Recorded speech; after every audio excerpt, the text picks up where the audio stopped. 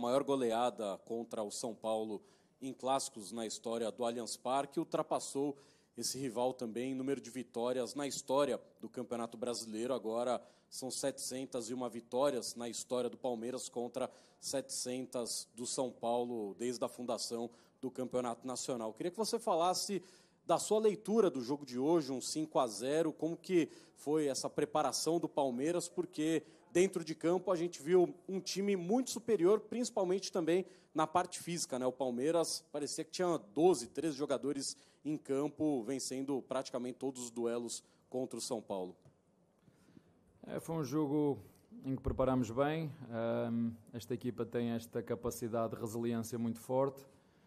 A verdade é que depois do jogo do Boca tivemos uma quebra muito grande, porque na minha opinião produzimos o suficiente, mais do que hoje, por exemplo, na segunda parte contra o Boca. Infelizmente não conseguimos, só fizemos um golo. Fizemos inclusive mais remates do que hoje, mas o futebol tem destas coisas. Foi uma eliminatória difícil. Depois, 2 dias depois, com pouco tempo de recuperação, jogámos contra o Santos.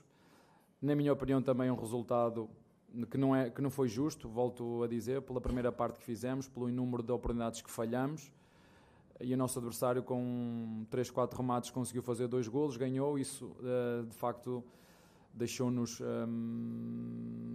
animicamente difíceis. Foi uma equipa, e é uma equipa que começou o ano a ganhar, e isto é um ano longo, desgastante.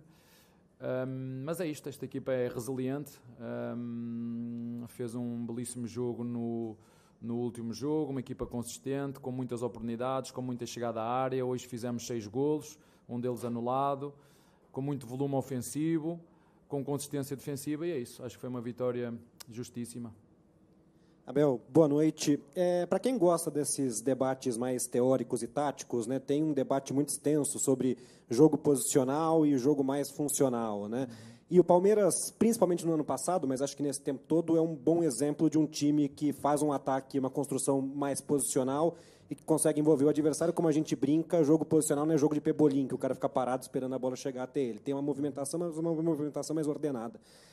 Eu sei que não é o caso ainda, mas quando eu vejo um jogo como o de hoje, com o Endrick, que tem essa característica de muita intuição também na movimentação, o Breno se movimentando como movimentou, o Veiga se movimentando de um jeito um pouquinho diferente, e pensando nos moleques que o Palmeiras tem no ataque, Kevin, Luiz Guilherme, eu queria te perguntar como é que você, como técnico, encara a possibilidade de escalar e treinar uma equipe eventualmente mais funcional do que posicional, e se você acha que, considerando os jogadores que o Palmeiras tem, esse novo Palmeiras que surge com a molecada que vem, pode ser esse um caminho para o Palmeiras, para um futuro próximo, fazer um time menos posicional e mais funcional pela liberdade de movimentação para esses caras? Faltou só acrescentares os 3 zagueiros. Foi pena, não é? Vocês estão tão habituados ao 4-2-3-1 que, não é? Estão habituados a isso que até se esquecem. Por exemplo, as 2 equipas que jogaram a Liga dos Campeões, uma jogou em 3-5-2 e o outro, aquele treinador fraco, acho que é o Guardiola, não é? Jogou com 4 zagueiros e 2 volantes, não foi? Mas pronto, é assim, quando ganhas as coisas estão bem, quando não ganhas há que encontrar um culpado, e assim que funciona. Em relação à tua pergunta, eu já vos disse mais do que uma vez, acho que foi desde o 2º, 3º mês desde que cheguei aqui, vão fazer 3 anos, que eu jogo de acordo com os atletas que eu tenho e de acordo com aquilo que eles mostram no treino. Portanto, se tiver que jogar com os moleques, vão jogar com os moleques. Se tiver que jogar com os mais experientes, vou jogar com os mais experientes. Se tiver que jogar com 3 zagueiros, jogo com 3 zagueiros. Eu é que sou treinador, eu é que os escolho. E, portanto, dar-lhes os parabéns. Acho que fomos capazes, numa altura difícil, de arranjar uma solução. Vemos o Zé a chegar à área. Tivemos que, em função daquilo que foi as necessidades ao longo do ano, de transformar o Zé num 5. Em função das lesões que tivemos com o Dudu, começámos a ter situações de menos individuais, infelizmente com uma queda de performance que é normal de uma equipa e de um jogador. O nosso ponta do lado direito, que também aos poucos está a começar a voltar outra vez, e nós encontramos as soluções. Mas vamos continuar a perder e a ganhar jogos, que é isso que acontece no futebol.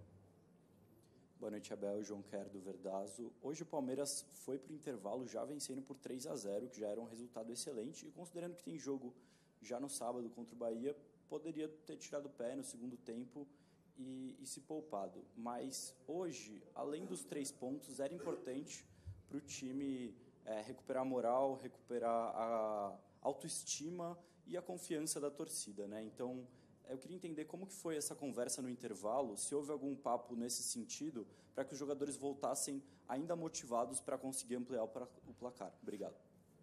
Olha, desde que eu sou treinador, as minhas equipas podem jogar mal, o treinador pode substituir mal, o treinador pode escalar mal, os jogadores podem jogar mal, mas esforço e dedicação e entrega nunca faltou a esta equipa, em nenhum jogo.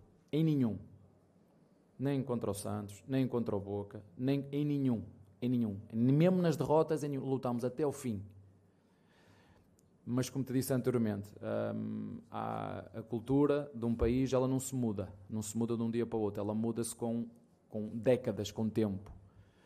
E eu também não quero mudar nada. Eu quero continuar a aprender, continuar a ser melhor treinador e ajudar os meus jogadores. E é nestes momentos de dificuldade e de resiliência que, na minha opinião, se vê quem são os grandes treinadores e quem são os grandes jogadores. E o resto, a prova é ir para dentro do campo em cada jogo que nós fazemos, dar o nosso melhor, mesmo contra essa turbulência toda, né, contra esse barulho todo, com muitos influenciadores de forma negativa, porque infelizmente é assim. Eu sei que a árvore que dá mais frutos é aquela que nós mais batemos para cair.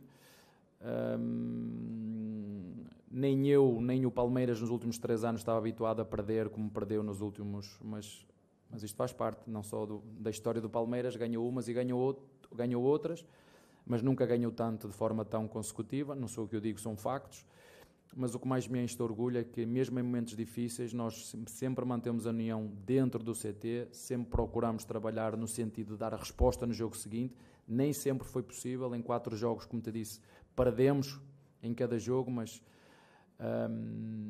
umas vezes é preciso perder para depois encontrar as soluções, e eu fico, acima de tudo, contente porque tenho uma equipa com um espírito, uma mentalidade que eu gosto, resiliente e positiva, e isso é o que me interessa. O resto é só o resto.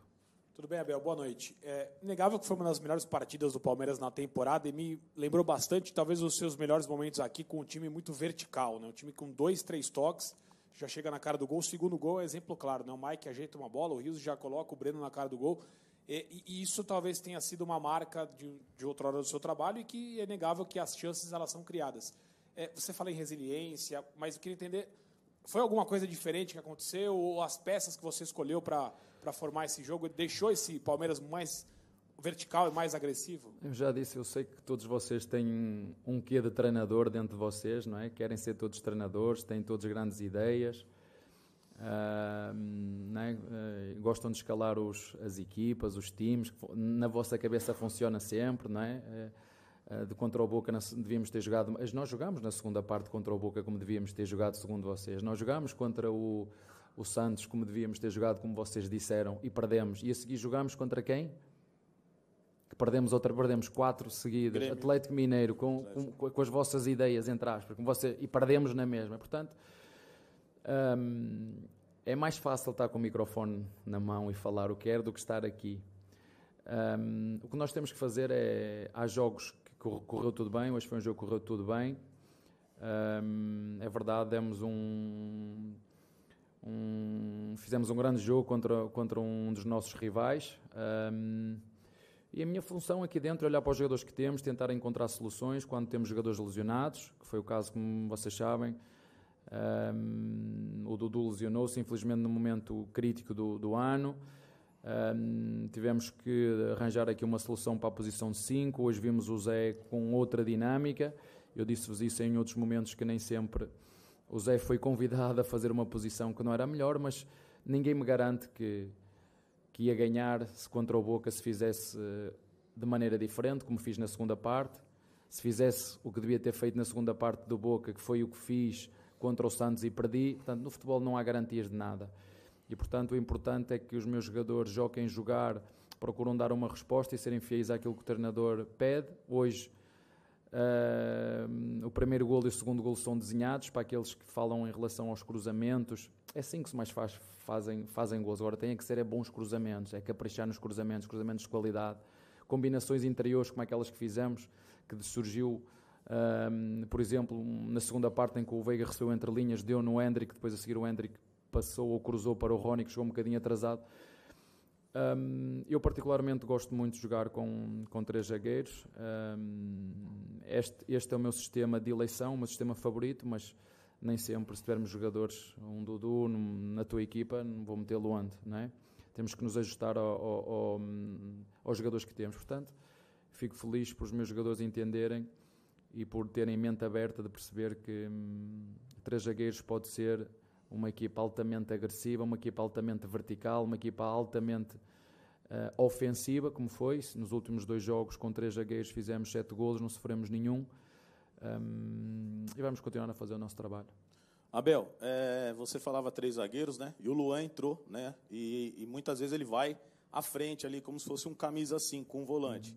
Primeiro, essa sustentação que ele te dá para liberar o Zé, para encostar com o Veiga. E aí os palmeirenses perguntam, o que o Abel quer com o Breno do lado do Hendrick? Você aqui um dia deu uma declaração, eu amo o Rony. O próprio jogador que você ama tanto, você teve que colocar ele no banco, e o outro, que é o Dudu, você perdeu e colocou o Breno, que é tão questionado pela torcida palmeirense. O que hoje o Breno representa e o que ele traz de benefício para esse time, já que ele fez uma grande partida contra o Coxa e hoje também? Olha, ninguém ama as minhas filhas mais do que eu, e quando elas não estão bem ou que não estão a fazer aquilo que nós queremos porque estão a sentir inseguras ou porque não está tão confiante, eu procuro ajudá-las, e às vezes a forma de ajudar é tu protegeres e resguardar. Portanto, a minha admiração, o meu carinho pelo Rony é exatamente o mesmo, nada altera. O Breno, já o disse isso várias vezes, talvez seja o jogador aqui no Palmeiras que eu fui mais injusto. Ao contrário do que alguns, eu até gostava de dizer o nome de alguns jornalistas, mas não lhe vou dar esse tempo de antena. Dizem que eu não gosto deste jogador, ou não gosto daquele, ou prejudiquei aquele. Há um jogador no Palmeiras, que eu já disse à frente de todo o grupo e digo aqui na comunicação social, que eu fui mais injusto. E esse jogador é o Breno. Esse jogador, não estou a dizer que ele vai jogar sempre, foi o jogador mais que eu fui mais injusto. Quando eu olho para a minha consciência e que meti em função do outro e passei o Kevin à frente dele em vez de ser ele, foi o jogador mais injusto, foi o jogador que pode dizer o treinador comigo foi injusto, mais injustiçado. E a outra pergunta era, desculpa. Sim, eu já vos disse, eu gosto muito desta forma de jogar, ou com 3 zagueiros, ou com 2 zagueiros e um lateral, ou com 2 zagueiros e um médio a entrar.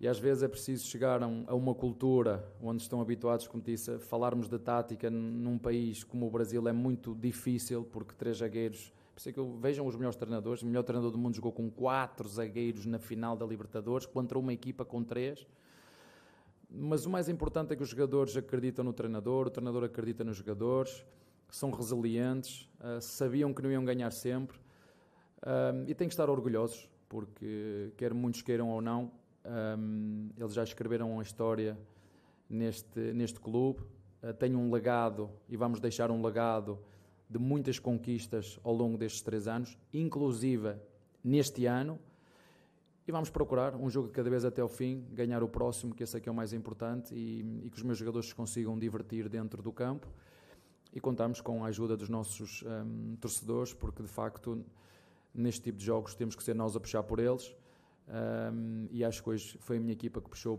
pela torcida. Abel aqui, boa noite. Eu queria continuar falando sobre o Breno, porque há 1 mês e 10 dias ele viveu um episódio difícil, conturbado, acabou fazendo um gesto ruim para a torcida, e apesar de você considerar que foi injusto com ele, eu imagino que houve conversas e direcionamento e, em alguma medida, até acolhimento. Eu queria que você falasse um pouco dessa gestão para que ele pudesse voltar com a cabeça no lugar e responder em campo como aconteceu hoje. Obrigada. Quem me ajuda a ganhar são os meus jogadores, e ninguém gosta mais deles do que eu. Ninguém tem mais carinho por eles do que eu. Ao contrário do que alguns dizem, que o treinador não gosta do A, não gosta do B, não gosta do C, porque dizem isso com maldade, fazem-no com maldade e fazem-no até para criar polémica, para ter gente que vê. Eu não me revejo nesse tipo de jornalismo, eu não me revejo. Mas também não vou dar tempo de antena. Ouço e gosto de ouvir, tenho cabeça fria e coração humilde. Eu perdoo todo mundo, mas eu não esqueço. Eu perdoo tudo, mas não esqueço. E o Breno é como te disse ao teu colega há pouco, é dos jogadores, é o único jogador que pode reclamar disso. Dizer, o treinador não teve os mesmos olhos comigo do que teve se calhar com outros aqui dentro. É o único. E eu sei disso. E já o disse isso a ele, digo isso aos meus jogadores. E por isso é que o meti. Fui buscá-lo outra vez, resgatá-lo, mas é tudo o mérito dele. Tudo o mérito dele. E, infelizmente, nós, na sociedade em que vivemos, é mais fácil crucificar ou arranjar um culpado como um jogador. Parece que matou alguém, parece que fez um crime ou assaltou alguém. E no futebol tudo se transforma em uma coisa inacreditável. Assim fôssemos tão rigorosos e exigentes nas outras áreas da sociedade brasileira, seríamos muito melhores. Mas, infelizmente, o futebol é como é, não sou eu que o vou mudar. A única coisa que eu procuro é mudar a mentalidade dos meus jogadores, conhecerem o contexto onde estão, conhecer o Brasil, conhecer a imprensa brasileira, conhecer os jornalistas, conhecer os mídias, conhecer as redes sociais e aprender a lidar com isso de forma natural. Quando eles conseguem atingir essa maturidade, que a minha equipa infelizmente tem 50% de jogadores maduros e outros que ainda nem carta de condução podem ter porque são de menor idade, nem podem ir para fora trabalhar porque ainda não têm idade suficiente, né? E nós temos só que fazer o que eu faço essa também é uma minha missão enquanto profissional de futebol, enquanto professor, enquanto educador, é ajudar os meus jogadores da melhor forma que sei que posso, ao contrário do que algumas más línguas, não é, dizem, porque tem clara a intenção de influenciar de forma negativa o Palmeiras, influenciar de forma negativa os jogadores de Palmeiras e influenciar de forma negativa o treinador de Palmeiras. Abel, boa noite. Com os 3 zagueiros em campo, como você disse que gosta de jogar, eu queria que você falasse sobre a belíssima partida do Piquerez e do Mike e sobre o posicionamento do Endrick, que não foi um centroavante fixo entre os zagueiros e sim um pouco mais posicional pela direita. A ir ao encontro dos jogadores, a situação de 3 zagueiros permite aos nossos laterais poderem estar subidos ao mesmo tempo, o que não acontece com uma linha de 4. Uma linha de 4, uma equipa que seja equilibrada, os laterais têm que subir à vez. Fica muito mais espaço para se ocupar com uma linha de 4 que uma linha de 5 quando tens que defender e quando o adversário te aguça com 5 ou 6 à profundidade. Este sistema potencia muito os nossos laterais. O Piquerez fez golo, o Mike podia ter feito, o Rocha fez. É um sistema que potencia muito os jogadores de fora, que chegam bem. O Endrick jogar pelo lado meia-esquerda é aquilo que ele gosta. Nós metemos-lo a jogar a centroavante no centro contra o Grêmio, não funcionou, noutros jogos não funcionou. Ele é um ponta centroavante, porque ele não, se eu deixo ficar no meio, o potencial dele, as arrancadas dele, o vir de trás para a frente, ele perde isso tudo. E nós experimentamos, por isso que nós também o estamos a conhecer, a perceber onde é que ele pode ser mais agressivo no jogo, mas mais do que tudo é dar os parabéns à equipa. Foi uma equipa resiliente, dar os parabéns a um jogador que muitas vezes aqui é mal amado e tem sido a peça-chave para esse sistema, que é o Luan. Infelizmente aqui muitas vezes os jogadores, quando as coisas não correm bem, são massacrados pela imprensa e pelos mídias. Infelizmente é assim que funciona, e depois saem daqui, vão para outros países e fazem grandes carreiras, grandes jogos, porque são livres e não têm essa pressão maliciosa, porque no futebol há formas de criticar, há formas de ser agressivo, mas também há formas de ser ofensivo. Infelizmente aqui, muitas pessoas, quando pegam no microfone e o metem na boca, são ofensivas, e isso, nós, antes de ser jogadores, somos homens, temos família, temos filhos, temos pais, e por isso que muitos deles, como todos nós, depois pensamos se vale a pena continuar ou então mudar e ir para o outro lado, ir à procura de outro tipo de contextos.